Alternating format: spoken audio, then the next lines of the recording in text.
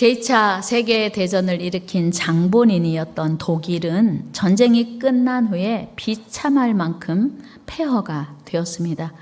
집을 잃어버리고 일터를 잃어버리고 기거할 데가 없는 사람들이 너무 많았습니다. 그들은 한 집에서 여럿이 모여서 살아야 했고 콘센트 박사에서 집단 생활을 해야 했습니다. 그때 당시 쾰른에 위치한 예배당이 하나 있었는데 어떤 사람이 그 쾰른의 예배당이 700주년이 다가오고 있음을 기억해냈어요. 물론 교회당의 지붕도 찌그러지고 창문도 다 깨지고 기둥은 휘어지고 무엇 하나 성한 것이 없었습니다. 그들은 이런 모습을 보고 어디서부터 무엇을 손을 대야 할지 몰라서 절망과 낙심에 빠져 있었습니다. 그러다가 700주년 기념 예배? 그러면 우리가 700주년을 기념해서 우리가 예배당을 복구합시다. 예배를 드립시다. 이 전쟁으로 인해서 예배가 무너졌었고 교회가 다 무너졌지만 700주년을 계기로 우리 예배를 회복합시다. 이런 제안을 하게 되면서 삽시간에 이 소식이 멀리 퍼지게 됐어요. 드디어 700주년 기념 예배를 드리는 날 폐허된 교회당 안에 3만 명이 독일인들이 모여들었습니다. 드디어 그들은 감격적인 그 무너진 예배당에서 폭격으로 폐허가 된 예배당에서 700주년 감사 예배를 기쁨으로 드렸습니다. 그들의 눈에서는 뜨거운 눈물이 흘렀고 마음속 깊은 곳에서 감사가 솟구쳐 올라왔습니다. 그들은 깨달았어요. 우리가 전쟁으로 인해서 이렇게 오랫동안 예배를 못 드렸음에도 불구하고 우리가 하나님을 향한 감사와 하나님을 향한 찬양이 드려지니까 하나님이 예배를 받으시고 은혜를 주시는구나 하는 것을 깨닫게 되었습니다. 교회가 복구되는 동안 그들의 가슴에는 뜨거운 감사가 되살아났고 그들 모두는 새로운 독일 건설이라고 하는 이제 그 비전이 생겨났습니다. 교회를 새롭게 세운 이후에 그들은 집도 짓고 학교도 세웠고 회사도 세웠습니다. 전쟁으로 무너진 독일의 엄청난 새로운 회복의 역사가 시작된 것입니다. 이처럼 독일은 무너진 예배를 회복하면서 교회당도 회복하고 모든 국가가 회복되어지게 되었습니다. 여러분, 이것이 예배의 능력이요 예배의 위력입니다. 예배를 드렸을 뿐인데 새롭게 독일을 회복시켜 나갈 힘이 솟구쳐 오른 것입니다. 여러분, 그렇습니다. 예배의 회복이 삶의 회복입니다. 예배의 회복이 인생의 회복입니다. 우리 한번 합니다. 예배의 회복이 삶의 회복이요 인생의 회복입니다. 아멘. 그래서 예배를 통해서 인생이 회복되고 그리고 예배를 통해서 하나님을 만나면 삶이 소망이 회복되기 때문이에요. 여러분, 우리가 예배를 사모하고 예배를 소중히 여겨야 할 이유입니다. 그런데 문제는 예배를 우리가 아무리 많이 드려도 모든 예배를 하나님이 다 받으시는 것은 아니라고 하는 거예요. 하나님은 모든 예배를 받는 게 아니라고 하는 사실이에요. 우리가 지금 예배를 드리고 있습니다. 그런데 오늘 우리의 예배 중에 혹시 하나님이 안 받으시는 예배도 있을 수 있다는 거예요. 성경이 우리에게 가르쳐주고 있어요. 창세기 4장에 보면 아담과 하와의 두 아들 가인과 아벨이 있었습니다. 이들은 하나님께 예배를 드렸어요. 가인은 농사하는 사람이었으므로 곡식으로 제사를 드리고 아벨은 양을 치는 자였으므로 양을 잡아 하나님께 제사를 드렸습니다. 그런데 똑같이 제사를 드렸는데 하나님은 가인의 제사는 받지 않으시고 아벨의 제사만 받으셨습니다. 창세기 4장 4절 5절입니다. 시작. 아벨은 자기도 양의 첫 새끼와 그 기름으로 드렸더니 여호와께서 아벨과 그의 제물은 받으셨으나 가인과 아멘. 똑같이 예배를 드렸어요. 하나님께 똑같이 제사를 드렸는데 아벨의 예배는 받으시고 가인의 예배는 받지 않으셨다는 거예요. 우리는 여기서 무엇을 아냐면 예배라는 형태를 통해서 예배의 공간에서 예배한다고 해서 하나님이 다 받으시는 건 아니라는 사실이에요. 여러분, 우리가 오늘 이 자리에 나올 때 마음과 정성과 뜻을 다하여 하나님을 예배해야 되는 이유가 바로 그거예요. 우리가 드리는 예배, 나는 예배 드렸다고 생각하는데 하나님은 안 받으시더라고 하는 거예요.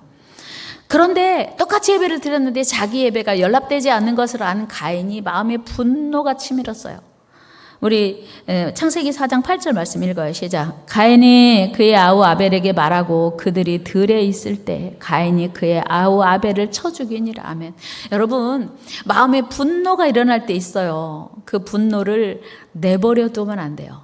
감사로 바꿔야 돼요. 하나님은 항상 기뻐하라 범사에 감사하라 했으니 내 마음에 분노가 일어날 수도 있고 분노가 일어나는 걸 막을 수는 없어요. 그러나 빨리 감사로 바꿔야 돼. 기쁨으로 바꿔야 돼. 다 같이 분노를 기쁨과 감사로 바꿉시다.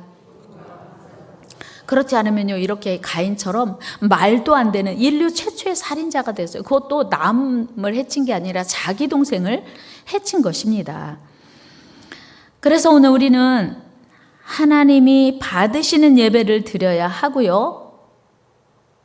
예배를 하나님이 받지 않으시면 시험 들을 수도 있거나, 여러분 예배 드리고 시험 들을 수도 있어요.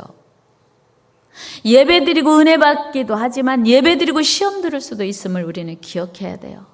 여러분, 아벨이 되기를 축복합니다. 예배 드리고 은혜 받기를 축복합니다. 예배 드리고 시험 들지 마시고 예배 드리고 은혜 받기를 축복합니다. 다 같이 예배 드리고 은혜 받읍시다. 시험에 들 수도 있어요. 빨리 은혜로 기쁨으로 감사로 바꾸라는 거예요. 이렇게 가인은 동생 아벨을 하나님이 자기 예배 안 받으신 것 때문에 분노하다가 살해했습니다. 인류 최초의 살인자가 되었습니다. 이제 아담과 하와에게 가인 하나만 남게 되었어요. 두 아들이 있었는데 하나가 죽었으니 하나만 남았어요. 하나님은 아담의 가정에 죽은 아벨 대신에 셋째 아들이라고 해서 셋을 주셨어요. 아벨 대신에 아들을 주셨는데 이름이 뭐라고요? 셋. 하나님께서는 아담과 하와를 통해서 하나님의 축복을 이어가게 하시는데 하나님께 불순종한 아벨, 인류 최초의 살인자 가인을 통해서가 아니고 또 다른 아들을 통해서 하나님의 축복을 이어가게 하셨다고 하는 것입니다. 여러분, 우리 하나님께서는 왜 굳이 셋을 주셔서 그를 통해서 아담의 가문을 이어가게 하셨을까요? 그것은 예배에 실패한 가인을 축복하실 수가 없었던 거예요. 여러분, 오늘 말씀을 통해서 우리는 예배에 실패한 가인의 후손이 어떻게 되었는지를 우리는 살펴볼 필요가 있습니다. 여러분, 우리 온 인류는 이 세상을 떠날 때 흔적을 남기고 가요. 이 세상에 왔다 갔다는 그 흔적을 남기고 가요. 그게 뭐예요? 자손들, 또 하나는 믿음의 유산을 이 세상에 흔적으로 남기고 갑니다. 그런데 가인은 동생 아벨을 쳐 죽인 이후에 또 다른 불순종, 또 다른 죄를 짓게 돼요. 그래서 가인이 하나님이 아담에게 하와를 주시면서 이러므로 남자가 부모를 떠나 한 여자와 합하여 한 몸이 될지라 말씀하신 일부 일처제 하나님의 명령을 거부하게 된 거예요. 우리 창세기 2장 24절 읽어요. 시작. 이러므로 남자가 부모를 떠나 그의 아내와 합하여 둘이 한 몸을 이룰지로다. 아멘. 그런데 가인은 예배도 안 받으셨고 하나님이 그의 예배 안 받으셨고 동생을 죽였어요. 그런데 더 나아가서 일부 일처제를 거역하고 일부 다처제를 처음으로 시작합니다. 우리 가인을 통해서 깨달을 수 있는 게 뭐냐면, 죄는 한 번으로 끝나는 게 아니고 죄는 또 다른 죄를 낳는구나. 여러분, 죄를 진 사람이 하나님의 말씀 앞에 멈추지 않으면 죄는 또 다른 죄를 낳게 돼 있어요. 그래서 그는 일부 다처제를 최초로 시작합니다. 불순종은 또 다른 불순종으로 이어지고요. 죄는 또 다른 죄를 야기합니다. 그래서 우리가 죄는 단호하게 끊고 두려워해야 돼요. 가인은 이제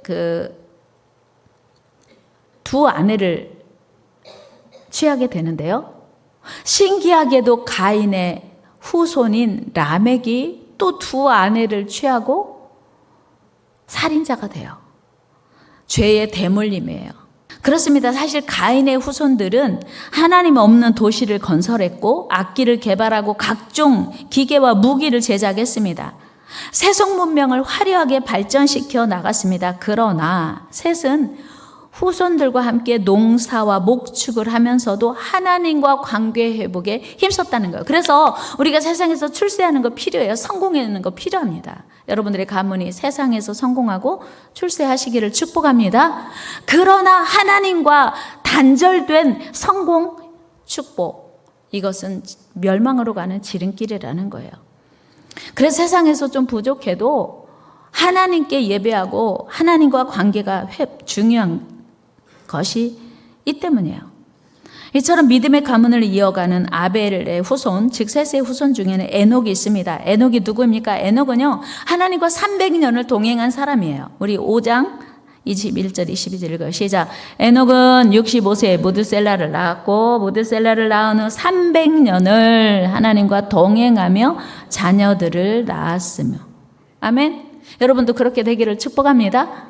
뿐만 아니고 300년을 동행한 에녹 이후에 에녹이 무드셀라를 낳았고 무드셀라가 노아를 낳았어요. 여러분, 노아가 누군지 아시죠? 노아는요, 그 시대의 모든 사람들이 다 타락하고 그 시대의 모든 사람이 하나님을 떠났을 때 하나님을 예배하고 하나님의 말씀에 순종했어요. 창세기 6장 8절 9절 말씀 읽어요. 시작. 그러나 노아는 여호와께 은혜를 입었더라. 이것이 노아의 족본이라. 노아는 의인이요 당대의 완전한 자라. 그는 하나님과 동행하였으며. 아멘. 의롭고 완전한 사람, 그 시대의 모든 사람이 시집가고 장가가고 세상적인 그런 삶을 살 때 노아는 하나님께 인정받았다는 거예요. 우리 하나님께서는 노아를 통해서 타락한 그 시대를 구원코자 했습니다. 노아는 하나님의 명령에 따라 방주를 준비했습니다. 6장 22절로 갑니다. 시작. 노아가 그와 같이 하여 하나님이 자기에게 명하신 대로 다 준행하였더라. 아멘. 보세요. 노아는 순종의 사람이었어요. 그리고 히브리서 기자는 이런 노아를 이렇게 평가하고 있습니다. 11장 히브리서 11장 7절 시작. 믿음으로 노아는 아직 보이지 않는 일에 경고하심을 받아 경외함으로 방주를 준비하여 그 집을 구원하였으니 이로 말미암아 세상을 정죄하고 믿음을 따르는 의의 상속자가 되었느니라. 아멘. 여러분, 타락한 그 시대의 모든 사람들이 노아의 말에 귀를 기울이지 않았습니다. 마침내 노아와 그 가족들 외에 모두 다 홍수 때 멸망하고 말았지요. 창세기 7장 23절 읽어요. 시작. 지면의 모든 생물을 쓸어버리시니 곧 사람과 가축과 기는 것과 공중의 새까지라. 오직 노아와 그와 함께 방주에 있던 자들만 남았더라. 아멘. 하나님을 사랑하고 섬기는 노아가 그 가족과 함께 구원받았어요. 다른 사람 다 멸망하는 그날 우리가 믿음을 지켜야 하는 이유예요. 우리가 우리의 가문을 축복의 가문으로 세우기 위한 중요한 키입니다. 여러분, 이것이 하나님의 명령에 불순종하고 하나님의 뜻을 외면하는 자들의 결론이에요. 오늘 우리는 어떻습니까? 오늘 여러분은 하나님께 순종하고 있습니까? 여러분, 하나님께 순종합시다. 순종합시다.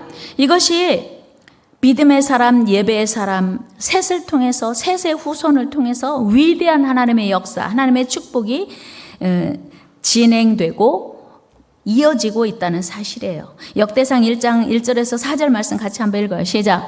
아담, 셋, 에노스, 게난, 말랄렐, 야렛, 에녹, 무드셀라, 라멕, 노아, 셈, 함과 야벳은 조상들이라. 아담부터 노아까지 이어졌지요. 셋을 통해서 믿음의 가문이 이어지고 있는 거예요. 여러분, 방주에서 나온 노아가 가장 먼저 한 일이 무엇이었을까요? 예배했어요. 하나님은 어떻게 믿음의 가문을, 축복의 가문을 이어가는가? 예배를 통해서, 예배하는 자들을 통해서 이어가십니다. 여러분, 믿음의 가문, 축복의 가문은 예배를 통해서 이어져 갑니다. 믿음의 가문, 축복의 가문은 우리의 힘과 노력이 아니라 예배를 통해서 하나님이 세우신다는 사실이에요. 그래서 우리는 믿음의 가문을 세우기 위해서, 축복의 가문을 세우기 위해서 하나님을 사랑하고 예배자가 되어야 한다는 것입니다. 여러분, 우리 조상이 우리를 축복의 가문으로 세워주지 않습니다. 우리는 명절이 되면요, 조상에게 잘 하고 제사도 거하게 차리고 제사상을 상다리가 휘도록 차려야 축복의 가문이 이어진다고 생각합니다. 천만의 말씀이에요. 하나님께서 우리를 축복의 가문으로 세우시는 줄 믿습니다. 그렇다면 우리 모두가 원하는 이 축복의 가문을 세우기 위해서 우리는 온전한 예배, 온전한 순종이 필요합니다. 히브리서 기자는 분명히 말씀하고 있습니다. 히브리서 11장에 나오는 많은 믿음의 사람들의 이야기가 순종했더라, 예배했더라는 이야기예요. 여러분, 우리도 이런 믿음의 가문, 축복의 가문을 세우기 원하신다면 우리는 예배에 성공해야 돼요. 노아 이후에 이어지는 또 한 사람, 바로 창세기 12장으로 가면, 창세기 11장에서 바벨탑으로 인하여 다 하나님이 흩으시고 한 사람 뽑아서 또 믿음의 가문 이어가게 하십니다. 바로 아브람입니다. 그런데 아브람은 하나님께 부르심을 받고 한 일이 또 있어요. 뭐였을까요? 예배였어요. 창세기 12장으로 가봅니다. 7절 8절 시작. 여호와께서 아브라함에게 나타나 이르시되 내가 이 땅을 네 자손에게 주리라 하신지라. 자기에게 나타나신 여호와께 그가 그곳에서 제단을 쌓고. 아멘. 제단을 쌓았어요. 예배를 드렸어요. 아브라함이 하나님의 부르심 이후에. 여러분, 뿐만 아닙니다. 아브라함과 이삭과 야곱으로 축복의 가문이 이어집니다. 그런데 아브라함이 이런 예배의 사람이었어요. 이삭도 예배의 사람이었어요. 야곱도 예배의 사람이었어요. 예배를 통해서 축복의 가문이 이어지는 것을 확인하게 됩니다. 창세기 28장으로 가봅니다. 시작. 야곱이 아침에 일찍 일어나 베개로 삼았던 돌을 가져다가 기둥으로 세우고 그 위에 기름을 붓고 그곳 이름을 베델이라 하였더라. 이 성의 옛 이름은 루스더라. 외삼촌 라반의 집으로 가면서 예배했습니다. 야곱이 예배자였다는 것입니다. 여러분, 에서와 야곱은 이삭의 쌍둥이 아들이에요. 그런데 하필 장자인 에서가 아닌 야곱을 통해서 축복의 가문이 이어지는 이유가 무엇이었을까요? 에서는 하나님과 상관이 없었어요. 예배하지 않았어요. 그런데 야곱은 늘 예배했습니다. 하나님의 축복은 예배를 통해서 흘러간다고 하는 것입니다. 그리고 이제 또 하나님의 이 축복의 가문이 다윗으로 이어집니다. 이스라엘의 자랑스러운 왕 다윗 역시 늘 하나님을 찬양하고 예배하는 자였습니다. 여러분, 시편에 기록된 대부분의 말씀이 다윗이 하나님을 찬양할 때 드린 예배시, 찬송시예요. 그는 늘 하나님을 찬양하고 높였습니다. 우리 시편 66편 말씀 읽어요. 시작. 온 땅이여 하나님께 즐거운 소리를 낼지어다. 그의 이름의 영광을 찬양하고 영화롭게 찬송할지어다. 아멘. 시편 108편 3절도 보면요, 이렇게 다윗은 하나님을 찬양합니다. 시작. 여호와여 내가 만민 중에서 주께 감사하고 문 나라 중에서 주를 찬양하오리니. 다윗은요, 하나님을 찬양하고 때로는 바지가 벗겨지도록 힘써 하나님을 기쁨으로 찬양했습니다. 우리 하나님께서는 이런 다윗을 심히 기뻐하시고 다윗을 왕으로 세워 주셨습니다. 사실은요, 다윗은 다른 형님들 7명이 있고 맨 말째 8째 아들이었어요. 하나님께서 사무엘 선지자를 이새의 집에 가서 이스라엘의 왕을 세우라 명령하셨어요. 사무엘은 기름불에 이제 기름을 채워서 이새 집으로 갔어요. 아버지에게 말합니다. 내가 오늘 이곳에서 이스라엘 왕으로 기름 부을 자를 위하여 왔습니다. 아버지가 아들들을 다 이제 소개합니다. 얼마나 영광스러운 일이에요. 가문의 영광이죠. 그래서 큰아들 엘리압부터 둘째 아들 아비나답과 셋째 아들 삼마 이렇게 7 아들을 다 소개했는데 사무엘 선지자도 엘리압이 오는 순간 진짜 잘생겼네. 와, 이런 사람이 이스라엘의 왕이 되는 게 마땅하지 하고 이제 기름을 부으려고 했는데 하나님이 외모를 보지 말라. 나는 중심을 보느니라. 우리 말씀 한번 같이 읽어요. 사무엘상 16장 7절 시작. 여호와께서 사무엘에게 이르시되 그의 용모와 키를 보지 말라. 내가 이미 그를 버렸노라. 내가 보는 것은 사람과 같지 아니하니 사람은 외모를 보거니와 나 여호와는 중심을 보느니라. 우리 옆에 계신 분과 인사해요.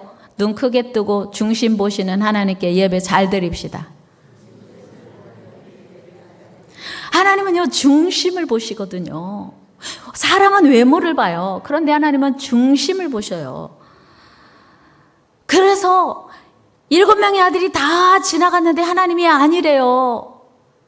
그래서 사무엘이 물어봐요. 하나님이 이 집에 분명히 이스라엘의 왕이 될 자 있다 하셨는데 아들 또 없습니까? 그랬더니 들에서 양을 치는 아들이 하나 있긴 한데 그 아들은요 외모도 그렇고 키도 그렇고 생긴 것이 이스라엘의 왕이 될 그런 깜이 아니에요. 그러니까 사무엘 선지자가 아니 그 깜이 되고 안 되고는 하나님이 정하시는 일이니까 데려오시오. 데려왔더니 하나님이 이가 그라. 내가 기름 부어 세울 왕이 그라 했어요.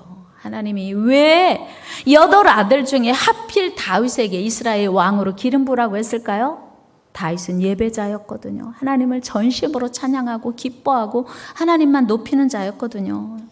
하나님은요 많은 예배자를 찾지 않으시고 영과 진리로 예배하는 자를 찾으신대요. 요한복음 4장 23절 말씀 읽어요. 시작. 아버지께 참되게 예배하는 자들은 영과 진리로 예배할 때가 오나니 곧 이때라. 아버지께서는 자기에게 이렇게 예배하는 자들을 찾으시느니라. 아멘. 하나님이 찾으시는 사람은 누구냐면 키가 큰 사람 아니고 외모가 잘생긴 사람이 아니고 물론 키도 크고 외모도 잘생기고 실력이 있는데 하나님을 잘 섬기면 더 좋죠. 그러나 중요한 것은 하나님이 보시는 기준이 있더라고 하는 거예요. 우리 모두 예배의 승리자가 됩시다. 예배의 승리자가 됩시다. 믿음의 가문을 세웁시다. 축복의 가문을 세웁시다. 그러려면 우리가 믿음으로 서야 돼요. 예배가 성공하는 그런 삶을 살아야 돼요. 물론 예배라고 하는 건 이 자리에 나와 드리는 예배도 중요해요.